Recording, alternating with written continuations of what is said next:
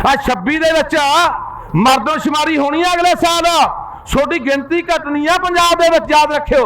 ਇੱਥੇ ਪ੍ਰਵਾਸੀ ਆਉਂਦੇ ਆ 5 ਦਿਨਾਂ ਦੇ ਵਿੱਚ ਉਹਨਾਂ ਦੀ ਵੋਟ ਬਣ ਕੇ ਘਰੇ ਆ ਜਾਂਦੀ ਹੈ। ਜਿੰਨੇ ਸਾਡੇ ਗਰੀਬਾਂ ਮਜ਼ਦੂਰਾਂ ਨੂੰ ਹੱਕ ਮਿਲਦੇ ਆ, ਕੋਈ ਸਹੂਲਤਾਂ ਮਿਲਦੀਆਂ ਨੇ ਸਰਕਾਰ ਵੱਲੋਂ, ਸਾਰੇ ਪ੍ਰਵਾਸੀ ਉਹ ਸਹੂਲਤਾਂ ਸਾਡੇ ਗਰੀਬਾਂ ਦੇ ਹੱਕਾਂ 'ਚ ਡਾਕਾ ਮਾਰ ਰਹੇ ਆ। ਐਮਐਲਏ ਉਹਨਾਂ ਦੇ, ਐਮਪੀ ਉਹਨਾਂ ਦੇ, ਸਰਪੰਚ ਮੈਂਬਰ ਉਹਨਾਂ ਦੇ ਬਣਨਗੇ, ਥੋੜਾ ਜੁੱਤੀਆਂ ਫਿਰਨਗੀਆਂ। ਮੇਰੀ ਗੱਲ ਯਾਦ ਰੱਖਿਓ। 80 90% ਸਕੂਲਾਂ 'ਚ ਪੜ੍ਹਨ ਵਾਲੇ ਜਵਾਕ ਕਿਹਦੇ ਆ? ਪ੍ਰਵਾਸੀਆਂ ਦੇ ਆ। ਸਾਜ਼ਿਸ਼ਾਂ ਦੇ ਨਾਲ ਤੁਹਾਡੇ ਪੰਜਾਬ ਨੂੰ ਹੜ੍ਹਾਂ ਨਾਲ ਹੀ ਮਾਰਿਆ ਜਾ ਰਿਹਾ ਹੈ। ਜਿਵੇਂ ਸਾਡੀ ਜਵਾਨੀ ਨਸ਼ਿਆਂ 'ਚ ਹੜ ਰਹੀ ਹੈ ਨਾ, ਅਸੀਂ ਪਾਣੀ ਦੇ ਹੜ੍ਹ ਨਾਲ ਤੁਹਾਨੂੰ ਮਾਰਿਆ ਜਾ ਰਿਹਾ ਹੈ। ਕਣੀਆਂ ਪੈਂਦੀਆਂ ਨੇ, ਸਾਹ ਰੋਕ ਕੇ ਗੱਲਾਂ ਸੁਣਿਓ। 4 ਮਿੰਟ ਕਿਹਾ, ਮੈਨੂੰ ਤਾਂ 6 ਮਿੰਟ ਹੋਰ ਲੈਣਾ, 10 ਮਿੰਟ ਗੱਲ ਕਰੂੰਗਾ। ਧਿਆਨ ਨਾਲ ਸੁਣਿਓ। ਆਪਾਂ ਪਹਿਲੇ ਦਿਨ ਤੋਂ ਕਹਿੰਦੇ ਆ ਰਹੇ ਹਾਂ ਕਿ ਇਸ ਲੈਂਡ ਪੂਲਿੰਗ ਨੀਤੀ ਦੇ ਉੱਤੇ ਇਹ ਪੰਜਾਬ ਸਰਕਾਰ, ਪੰਜਾਬ ਦਾ ਮੁੱਖ ਮੰਤਰੀ ਥੁੱਕ ਕੇ ਚੱਟੂਗਾ ਤੇ ਲੋਕ ਚਟਾਉਣਗੇ। ਤੁਸੀਂ ਉਸ ਮੁੱਖ ਮੰਤਰੀ ਨੂੰ, ਉਸ ਸਰਕਾਰ ਨੂੰ, ਉਹਨਾਂ ਲਟੇਰਿਆਂ ਨੂੰ, ਉਹਨਾਂ ਡਾਕੂਆਂ ਨੂੰ ਪਿੱਛੇ ਧੱਕਿਆ ਹਲੇ ਇੱਕ ਵਾਰੀ। ਉਹ ਅਗਲਾ ਹਮਲਾ ਕਰਨ ਲਈ ਫੇਰ ਤਿਆਰ ਹੋਣਗੇ ਤੇ ਦੁਬਾਰਾ ਫੇਰ ਆਉਣਗੇ। ਇਹ ਨਾ ਸੋਚ ਲਿਓ ਵੀ ਆਪਾਂ ਹੁਣ ਘਰਾਂ 'ਚ ਵੜ ਕੇ ਸੌਂ ਜਾਓ ਲੰਮੀਆਂ ਤਾਣ ਕੇ ਤੇ ਸਰਕਾਰ ਦੇ ਹਮਲੇ, ਸਟੇਟ ਦੇ ਹਮਲੇ, ਇਹਨਾਂ ਡਾਕੂਆਂ ਲਟੇਰਿਆਂ ਦੇ ਹਮਲੇ ਰੁਕ ਗਏ ਆ। ਹਮਲੇ ਨਵੇਂ ਤਰੀਕੇ ਨਾਲ, ਹਮਲੇ ਗੁੱਝੇ ਤੇ ਬੜੇ ਖਤਰਨਾਕ ਹੋਣਗੇ। ਸਰਦਾਰ ਹਮੀਰ ਸਿੰਘ ਜੀ ਆਏ ਆ ਸਟੇਜ ਤੇ।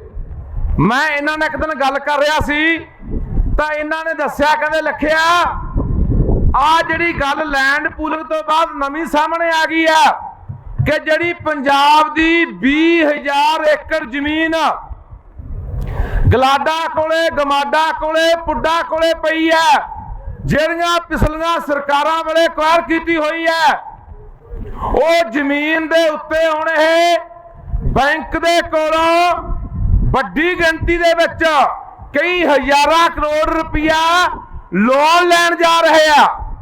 ਉਹ ਜ਼ਮੀਨ ਕਿਹਦੀ ਆ? ਉਹ ਜ਼ਮੀਨ ਵੀ ਆਪਣੀ ਹੈ।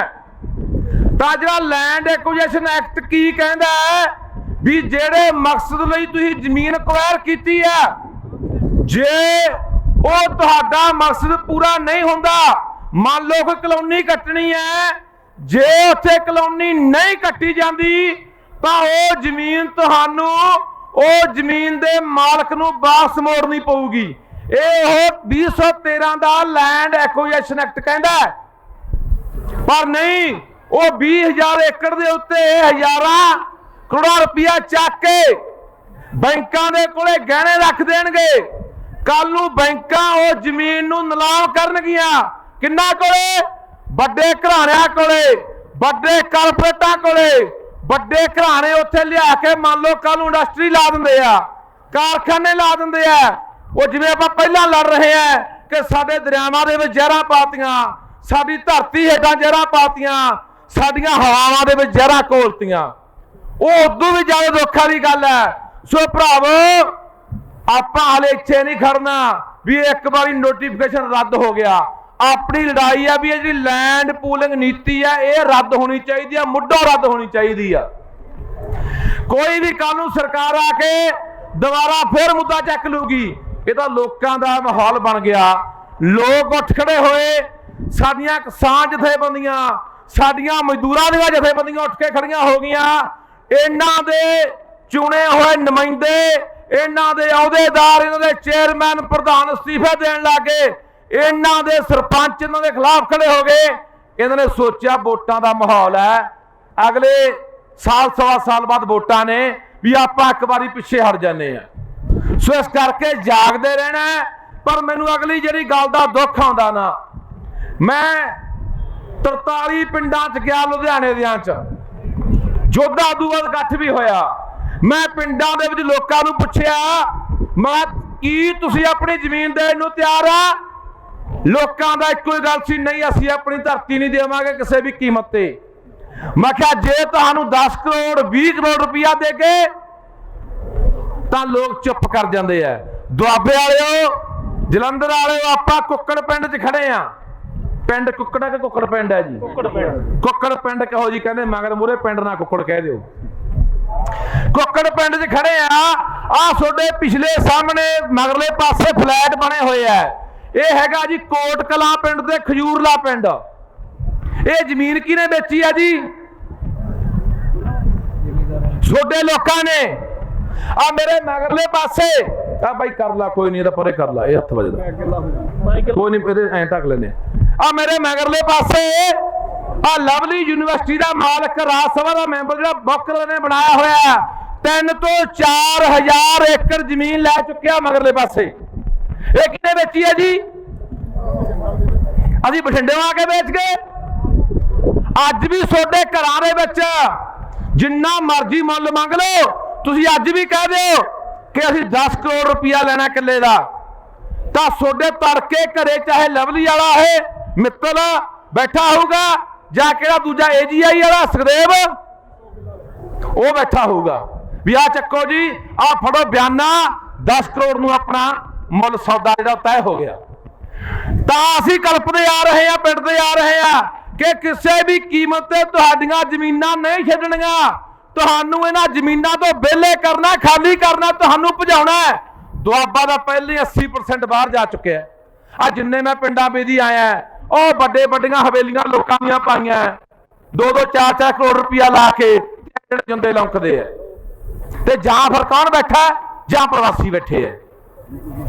ਆ 26 ਦੇ ਵਿੱਚ ਮਰਦਮਸ਼ੁਮਾਰੀ ਹੋਣੀ ਆ ਅਗਲੇ ਸਾਲ। ਛੋਟੀ ਗਿਣਤੀ ਘਟਣੀ ਆ ਪੰਜਾਬ ਦੇ ਵਿੱਚ, ਯਾਦ ਰੱਖਿਓ। ਇਹਦਾ ਜ਼ਿੰਮੇਵਾਰ ਵੀ ਕੌਣ ਹੈ? ਸਾਡੇ ਪਿੰਡਾਂ ਦੇ ਘੜਮ ਚੌਧਰੀ ਬਣਾਏ ਹੋਏ ਸਰਪੰਚ, ਮੈਂਬਰ, ਚੇਅਰਮੈਨ ਜੇ ਤੁਸੀਂ ਬਣਾ ਦਿੰਦੇ ਹੋ, ਪ੍ਰਧਾਨ ਬਣਾ ਦਿੰਦੇ ਹੋ, MC ਬਣਾ ਦਿੰਦੇ ਹੋ। ਇਹਨਾਂ ਨੇ ਵੋਟਾਂ ਬਣਾਈਆਂ ਇੱਥੇ। ਆ ਭਾਈ ਅਮਤੋਜ ਬੈਠਾ ਸਟੇਜ ਤੇ।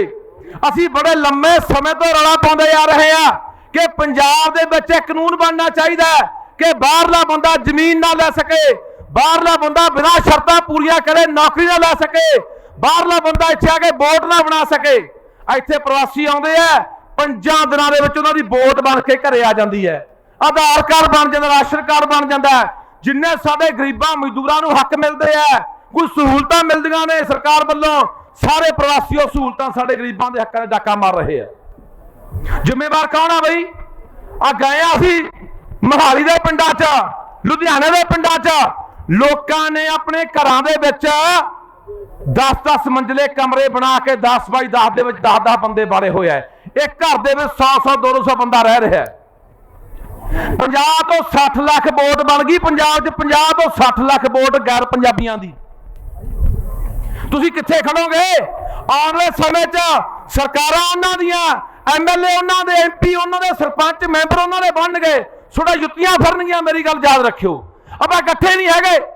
ਆ ਕੋਟਕਪੂਰੇ ਫਰੀਦਕੋਟ ਦੇ ਕੋਲੇ ਇੱਕ 7 ਸਾਲ ਦਾ ਬੱਚਾ, ਮਜਬੀ ਸਿੱਖਾਂ ਦਾ ਵਿਚਾਰਾ, ਗਰੀਬ ਪਰਿਵਾਰ ਦਾ ਬੱਚਾ, ਉਹ ਬੱਚੇ ਨਾਲ ਕਿਸੇ ਭਈਆਂ ਦੇ ਜਵਾਕ ਨੇ, ਪ੍ਰਵਾਸੀਆਂ ਦੇ ਜਵਾਕ ਨੇ, ਮੁੰਡੇ ਨੇ 18-19 ਸਾਲ ਦੇ ਨੇ, ਬਦਫੈਲੀ ਕਰਤੀ। ਉਹ ਪਰਿਵਾਰ ਮੇਰੇ ਕੋਲ ਘਰੇ ਆਇਆ। ਉਸ ਇਲਾਕੇ ਦੇ 3 ਸਰਪੰਚ, ਤਿੰਨਾਂ ਦੇ ਵਿੱਚੋਂ 2 ਬੰਦੇ ਪ੍ਰਵਾਸੀ ਨਾਲ ਖੜ ਗਏ, ਇੱਕ ਆਪਣੇ ਨਾਲ ਖੜਿਆ। ਸਾਡੇ ਆ ਹਾਲਾਤ ਆ। ਸੋ ਇਸ ਕਰਕੇ ਸਮਝਣ ਦੀ ਲੋੜ ਹੈ। ਅਸੀਂ ਕੋਈ ਫਿਰਕਾ ਪ੍ਰਸਤੀ ਨਹੀਂ ਫੈਲਾਉਂਦੇ, ਕੋਈ ਨਫ਼ਰਤ ਨਹੀਂ, ਕੋਈ ਵਿਰੋਧ ਨਹੀਂ। ਅਸੀਂ ਕਹਿੰਦੇ ਆ ਜੇ ਹਿਮਾਚਲ ਦਾ ਕਾਨੂੰਨ ਹੈ, ਜੇ ਰਾਜਸਥਾਨ ਦਾ ਕਾਨੂੰਨ ਹੈ, ਜੇ ਉੱਤਰਾਖੰਡ ਦਾ ਕਾਨੂੰਨ ਹੈ, ਜੇ ਅਸਾਮ ਦਾ ਕਾਨੂੰਨ ਹੈ ਵੀ ਉੱਥੇ ਤੁਸੀਂ ਜਾ ਕੇ ਨੌਕਰੀ ਨਹੀਂ ਲੈ ਸਕਦੇ, ਜ਼ਮੀਨ ਨਹੀਂ ਲੈ ਸਕਦੇ, ਆਪਣੀ ਵੋਟ ਨਹੀਂ ਬਣਾ ਸਕਦੇ। ਆ ਬਿਹਾਰ ਦਾ ਮੁੱਖ ਮੰਤਰੀ ਬਣਨ ਦਾ ਦਾਅਵਾ ਕਰਨ ਵਾਲਾ ਬੰਦਾ ਤੇਜਸਵੀ ਯਾਦਵ, ਲਾਲੂ ਪ੍ਰਸਾਦ ਯਾਦਵ ਦਾ ਮੁੰਡਾ, ਉਹਦਾ ਕੀ ਬਿਆਨ ਦਿੰਦਾ?